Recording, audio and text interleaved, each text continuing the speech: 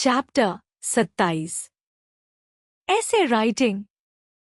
An essay is a sort of writing which usually expresses the writer's position, personal view, or a research of a certain topic.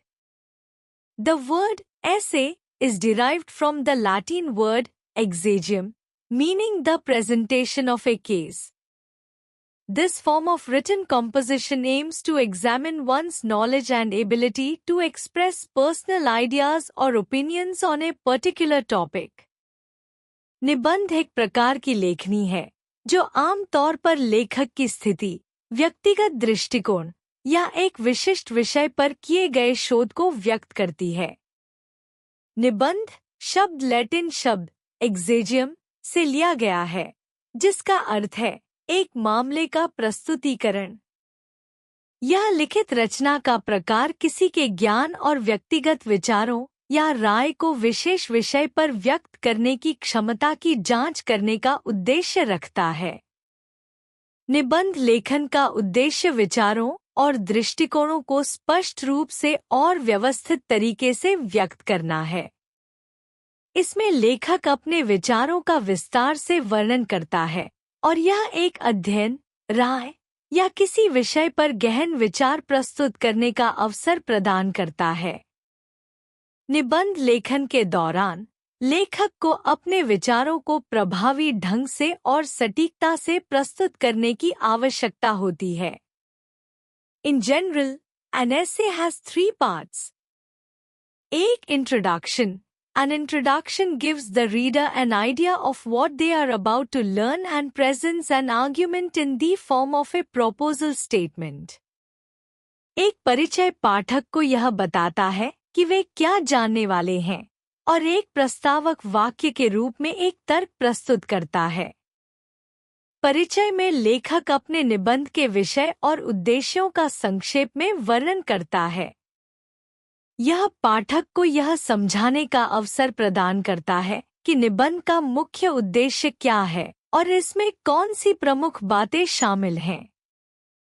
प्रस्तावक वाक्य thesis statement लेखक के दृष्टिकोण को स्पष्ट करता है जिसे वे अपने निबंध में साबित करना चाहते हैं।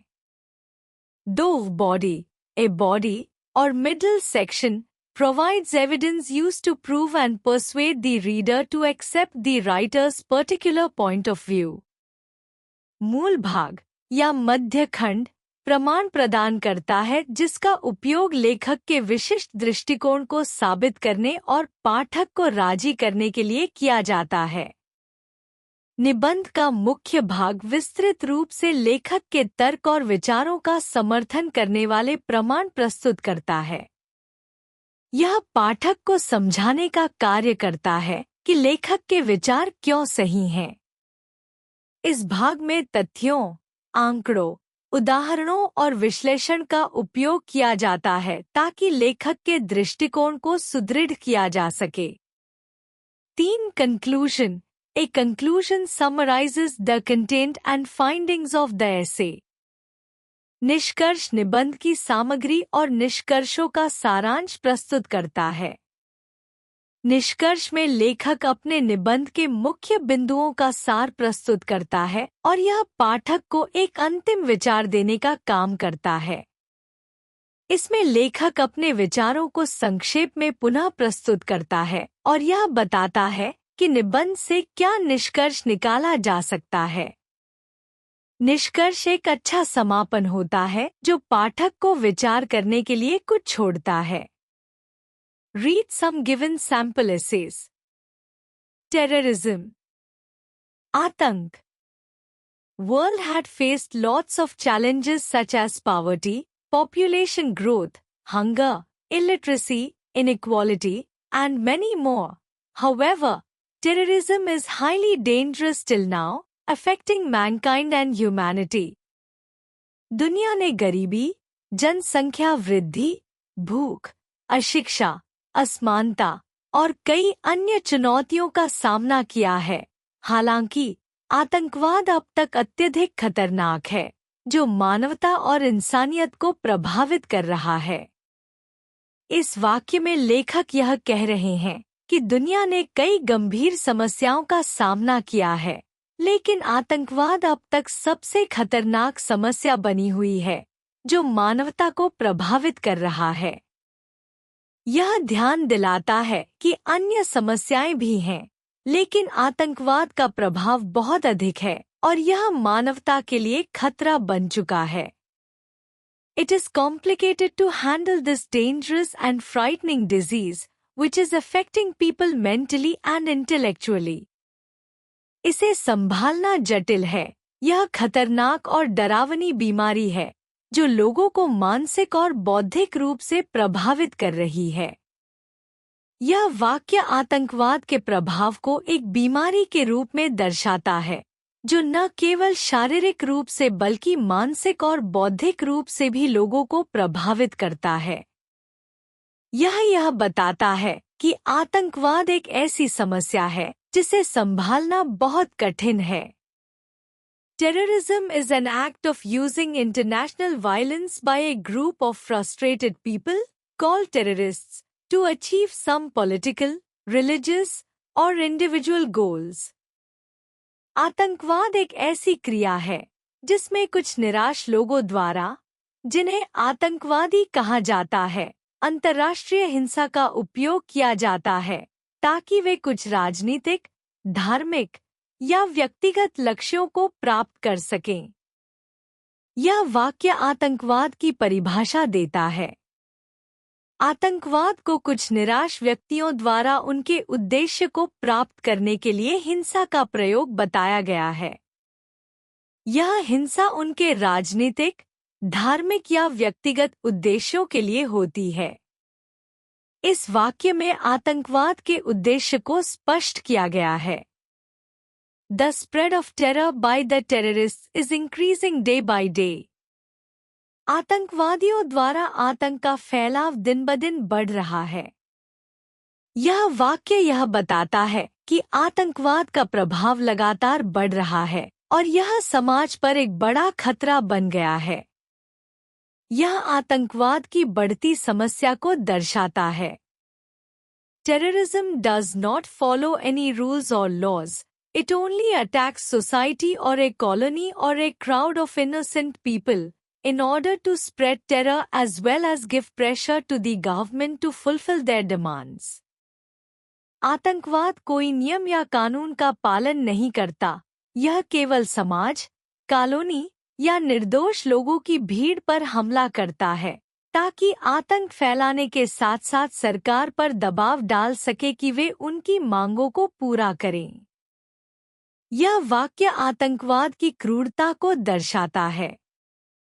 आतंकवादियों द्वारा कोई नियम या कानून नहीं माना जाता, बल्कि वे निर्दोष लोगों पर हमला करके डर फैलाते हैं और सरकार पर दबाव डालते हैं। यह न केवल हिंसा बल्कि राजनीतिक और सामाजिक दबाव का एक तरीका है। The demands of the terrorists become very specific to get only what they want. It is the greatest threat to mankind. आतंकवादियों की मांगें बहुत विशिष्ट हो जाती हैं ताकि वे केवल वही प्राप्त कर सके जो वे चाहते हैं। यह मानवता के लिए सबसे बड़ा खतरा है। यह वाक्य यह दिखाता है कि आतंकवादी अपनी मांगों को बहुत स्पष्ट और विशिष्ट तरीके से प्रस्तुत करते हैं ताकि वे केवल वही प्राप्त कर सके जो उनका उद्देश्य है। यह मानवता के लिए एक अत्यधिक खतरा है क्योंकि यह समाज और सरकार पर दबाव डालता है। They never spare their friends, family, innocent kids, women, and old people. They only want to explode an atom bomb at the place of people's crowd. They shoot on crowds, hijack flights, and other terror activities. वे कभी अपने दोस्तों, परिवार, निर्दोष बच्चों, महिलाओं और बुजुर्गों को नहीं छोड़ते। वे केवल लोगों की भीड़ में परमाणु बम विस्फोट करना चाहते हैं। वे भीड़ पर गोलियां चलाते हैं, विमान हाईजैक करते हैं और अन्य आतंकवादी गतिविधियां करते हैं। यह वाक्य आतंकवादियों के क्रूरता को और बढ़ाता है। यह बताता है कि वे किसी को भी नहीं छोड़ते, चाहे वह उनके करीबी रिश्तेदार हों या पूरी तरह से निर्दोष लोग। वे किसी भी हद तक जा सकते हैं, जैसे विमान हाईजैक करना और परमाणु बम का प्रयोग करना। Terrorist targets to spread terror in their preferred areas, region or country within a specified time. आतंकवादी अपने पसंदीदा क्षेत्रों या देशों में निर्धारित समय के भीतर आतंक फैलाने का लक्ष्य रखते हैं। यह वाक्य यह बताता है कि आतंकवादी एक विशेष समय सीमा के भीतर अपने निर्धारित क्षेत्रों या देशों में आतंक फैलाने का प्रयास करते हैं। उनका उद्देश्य केवल आतंक फैलाना और अपनी उपस्थिति दर्ज कराना होता है। There are many terrorist groups that exist at the national and international level with their special name depending on their aim. कई आतंकवादी समूह हैं जो अपने उद्देश्य के आधार पर राष्ट्रीय और अंतर्राष्ट्रीय स्तर पर अपने विशेष नाम के साथ अस्तित्व में हैं। यह वाक्य यह बताता है कि आतंकवादियों के विभिन्न समूह होते हैं जो राष्ट्रीय और अंतर्राष्ट्रीय स्तर पर काम करते हैं और उनके पास विशेष नाम होते हैं जो उनके उद्देश्य पर निर्भर करते हैं। Two main types of terrorism are political terrorism and criminal terrorism on the basis of their activities. आतंकवाद की दो मुख्य प्रकार हैं, राजनीतिक आतंकवाद और आपराधिक आतंकवाद, जो उनकी गतिविधियों के आधार पर होते हैं। यह वाक्य आतंकवाद के प्रकारों को स्पष्ट करता है। इसमें कहा गया है कि आतंकवाद को उसकी गतिविधियों के आधार पर राजनीतिक आतंकवाद और आपराधिक आतंकवाद में बांटा जा सकता है। राजनीतिक आतंकवाद सरकार या राजनीतिक उद्देश्यों के लिए होता है, जबकि आपराधिक आतंकवाद व्यक्तिगत लाभ या आपराधिक उद्देश्यों के लिए होता है। In order to reduce the terror and effect of terrorism from the nation, a tight security arrangement is done on the order of government. राष्ट्र से आतंक और आतंकवाद के प्रभाव को कम करने के लिए सरकार के आदेश पर कड़ी सुरक्षा व्यवस्था की जाती है। यह वाक्य यह बताता है कि आतंकवाद के प्रभाव को कम करने के लिए सरकार द्वारा सुरक्षा व्यवस्था को मजबूत किया जाता है। यह दिखाता है कि सरकार आतंकवाद के बढ़ते खतरे को रोकने के लिए ठोस कदम उठा रही है और सुरक्षा बढ़ाने के लिए कड़े उपाय करती है। It is like a disease which is spreading regularly and needs some highly effective medicine for permanent removal.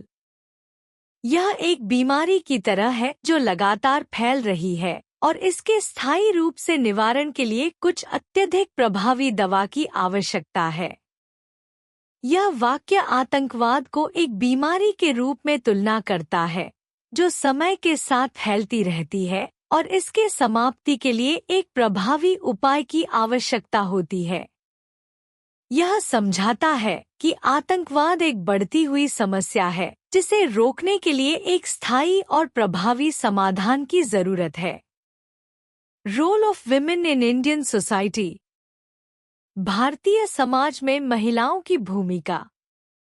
Women in modern Indian society are really forward if we compare them from the ancient time, but if we talk about the women empowerment, we can say that not really women are empowered in all areas. आधुनिक भारतीय समाज में महिलाएं प्राचीन काल से तुलना करने पर वास्तव में आगे बढ़ी हैं, लेकिन अगर हम महिला सशक्तिकरण की बात करें तो हम कह सकते हैं कि सभी क्षेत्रों में महिलाएं पूरी तरह से सशक्त नहीं हैं। यह वाक्य यह बताता है कि आधुनिक समय में महिलाएं बहुत कुछ हासिल कर चुकी हैं, लेकिन पूरी तरह से सशक्तिकरण नहीं हो पाया है। महिला सशक्तिकरण का मतलब यह नहीं है कि महिलाएं हर क्षेत्र में समान रूप से सशक्त हैं। Even after being so forward, women have to go long way defeating hard circumstances. इतना आगे बढ़ने के बावजूद महिलाओं को कठिन परिस्थितियों का सामना करते हुए लंबा रास्ता तय करना होगा। यह वाक्य यह बताता है कि भले ही महिलाएं काफी प्रगति कर चुकी हैं, लेकिन फिर भी उन्हें कई कठिनाइयों का सामना करना पड़ता है। महिलाओं के लिए समाज में बराबरी की स्थिति प्राप्त करने के लिए बहुत कुछ करना बाकी है। Women have gained lots of influence in various fields until balance between two genders. महिलाओं ने विभिन्न क्षेत्रों में काफी प्रभाव प्राप्त किया है, लेकिन दोनों लिंगों के बीच संतुलन नहीं बन पाया है। यह वाक्य यह व्यक्त करता है कि महिलाओं ने कई क्षेत्रों में सफलता प्राप्त की है, लेकिन फिर भी लिंग समानता की पूरी स्थिति नहीं बन पाई है। We can say that today's women have more freedom than earlier, however not true in many cases because prejudice still remains in the society. हम कह सकते हैं कि आज की महिलाएं पहले से अधिक स्वतंत्र हैं, हालांकि यह कई मामलों में सही नहीं है क्योंकि समाज में अभी भी पूर्वाग्रह बना हुआ है। यह वाक्य यह बताता है कि आज महिलाएं अधिक स्वतंत्रता महसूस करती हैं, लेकिन समाज में अभी भी पुराने विचारों और पूर्वाग्रहों के कारण उन्हें पूर्ण स्वतंत्रता नहीं मिल पाती है। In many places, women are still treated as inferior gender who is forced to handle only household chores. कई जगहों पर महिलाओं को अब भी निम्नलिखित लिंग के रूप में देखा जाता है, जिन्हें केवल घरेलू कामकाजी कामों को संभालने के लिए मजबूर किया जाता है। यह वाक्य यह दर्शाता है कि कुछ स्थानों पर महिलाओं को केवल घरेलू कार्यों के लिए जिम्मेदार ठहराया जाता है और उन्हें समाज में कमतर माना जाता है। Some women in the society love to follow the old traditions of the family and perform traditional female role by being housewife and mother. समाज में कुछ महिलाएं परिवार की पुरानी परंपराओं का पालन करना पसंद करती हैं और पारंपरिक महिला भूमिका निभाती हैं, जैसे घर की पत्नी और मां बनना। यह वाक्य बताता है कि कुछ महिलाएं पारंपरिक भूमिकाओं को अपनाती हैं और घर की देखभाल करती हैं, जो समाज में स्थापित परंपराओं के अनुसार हैं। They live their whole life as general helpers to their husbands and kids. वे अपना पूरा जीवन अपने पतियों और बच्चों की सामान्य सहायक के रूप में बिताती हैं। यह वाक्य यह बताता है कि कुछ महिलाएं अपने परिवार के लिए लगातार सेवा करती हैं और अपने जीवन को परिवार के भरण पोषण में समर्पित करती हैं। It has been in the usual practice for a woman by birth to handle home and stay unemployed at home. यह हमेशा से एक सामान्य अभ्यास रहा है कि एक महिला जन्म से ही घर संभालने और घर पर बेरोजगार रहने के लिए जिम्मेदार होती है। यह वाक्य यह दर्शाता है कि परंपरागत रूप से महिलाओं का स्थान घर में माना जाता है और उन्हें रोजगार से दूर रखा जाता है। Besides this, some women from the society are keen to get employed like men in the future because they have been living in the society with high thinking and broad-mindedness. इसके अलावा समाज की कुछ महिलाएं भविष्य में पुरुषों की तरह काम करना चाहती हैं, क्योंकि वे उच्च सोच और व्यापक मानसिकता के साथ समाज में जी रही हैं। यह वाक्य यह बताता है कि कुछ महिलाएं समान अधिकारों के साथ समाज में पुरुषों की तरह काम करने की इच्छुक हैं। वे अपने समाज में बदलाव की उम्मीद करती हैं। They are treated equally as their brothers in their family and are always promoted to do better in life like men. उन्हें उनके परिवार में उनके भाइयों के समान माना जाता है और उन्हें हमेशा जीवन में पुरुषों की तरह बेहतर करने के लिए प्रोत्साहित किया जाता है। यह वाक्य यह दर्शाता है कि कुछ परिवारों में महिलाएं और पुरुष समान अवसर प्राप्त करते हैं और महिलाएं भी जीवन में सफलता के लिए प्रेरित होती हैं। However, women in the backward society, where life only means to earn food of 2 times daily, never understand their rights and responsibilities like men. हालांकि पिछड़े समाज में, जहां जीवन केवल 2 समय का भोजन कमाने के लिए है, महिलाएं कभी भी अपने अधिकारों और जिम्मेदारियों को पुरुषों की तरह नहीं समझ पाती।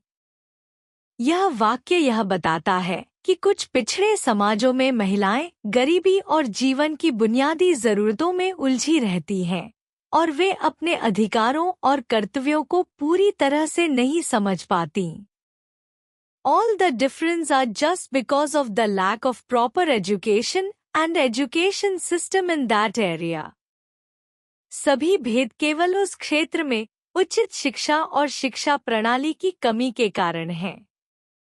यह वाक्य यह बताता है कि समाज में असमानता और भेदभाव शिक्षा की कमी के कारण होता है और यह सुनिश्चित करने के लिए आवश्यक है कि सभी को समान शिक्षा प्राप्त हो।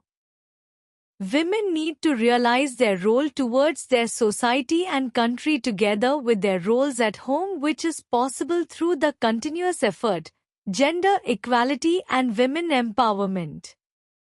महिलाओं को अपने घर में भूमिका के साथ साथ समाज और देश के प्रति अपनी भूमिका को समझने की आवश्यकता है, जो निरंतर प्रयास, लिंग समानता और महिला सशक्तिकरण के माध्यम से संभव है। यह वाक्य यह बताता है कि महिलाओं को अपनी जिम्मेदारियों को समझने की जरूरत है और यह तभी संभव है जब वे समाज में अपनी जगह बना सकें और समान अवसर प्राप्त कर सकें। People are being more advanced in their behavior and thoughts towards the women rights and empowerment. लोग महिलाओं के अधिकारों और सशक्तिकरण के प्रति अपने व्यवहार और विचारों में अधिक उन्नत हो रहे हैं। यह वाक्य यह बताता है कि समाज में बदलाव आ रहा है और लोग अब महिलाओं के अधिकारों और सशक्तिकरण के बारे में अधिक जागरूक हो रहे हैं। Without education and women empowerment, no development is possible in the family, society and country. शिक्षा और महिला सशक्तिकरण के बिना परिवार, समाज और देश में कोई भी विकास संभव नहीं है। यह वाक्य यह बताता है कि शिक्षा और महिला सशक्तिकरण के बिना कोई भी समाज या देश विकास नहीं कर सकता, क्योंकि यह दोनों चीजें किसी भी राष्ट्र की प्रगति के लिए आवश्यक हैं। निष्कर्ष। निबंध लेखन का उद्देश्य विचारों और दृष्टिकोणों को स्पष्ट रूप से और व्यवस्थित तरीके से व्यक्त करना है। इसमें लेखक अपने विचारों का विस्तार से वर्णन करता है और यह एक अध्ययन, राय या किसी विषय पर गहन विचार प्रस्तुत करने का अवसर प्रदान करता है। निबंध लेखन के दौरान लेखक को अपने विचारों को प्रभावी ढंग से और सटीकता से प्रस्तुत करने की आवश्यकता होती है। एक परिचय पाठक को यह बताता है कि वे क्या जानने वाले हैं और एक प्रस्तावक वाक्य के रूप में एक तर्क प्रस्तुत करता है।